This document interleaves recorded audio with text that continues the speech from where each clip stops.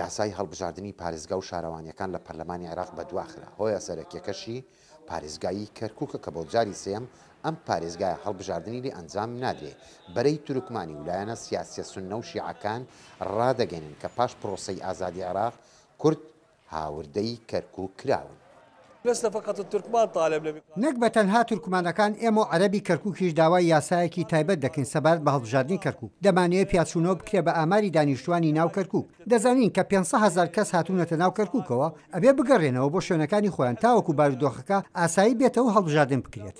ئەندامێکی کورد لە پەرلەمانی عێراق ڕادەگەینێت کە ڕەشبینە بەرامبەر بە هەڵبژاردننی کەرکووک بەهۆی ئەوەی کە کێشەی کەرکووک کێشەیەکی سیاسیە.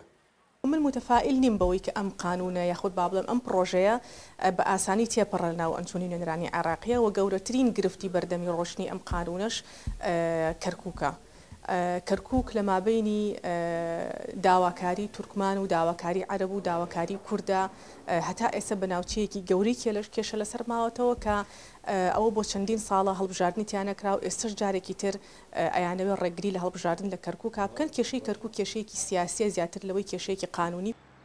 ڕایگەشتی شەقامی عێراقی ناڕزایی خۆی بەرامبەر بە پەرلەمانی عێراق دەردەبڕێ و دواخستنی ئەم یاسایە بە کۆسپ و ئاڵۆزی بەرامبەر بە هەڵبژاردن لە قەڵەم دەدا. تأجيل الانتخابات دواخستنی هەڵبژاردننی ئەنجومەنی پارێزگاکان جگە لە دروستکردنی بربەست لە بەردەم چاکسازیدا هیچی دیکە نییە.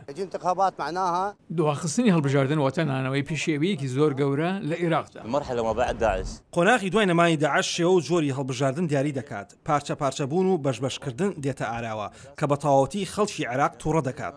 گشت بۆ چوونەکان وا بە دیار دەخن کە هەڵبژاردننی داهاتوو لە عێراق مەرامێکی سیاسێ و سوود بە وڵات و گەڵ ناگەینێ و ئەم پرۆسەش بە ناومێدی لە قەڵەم دەدرێت.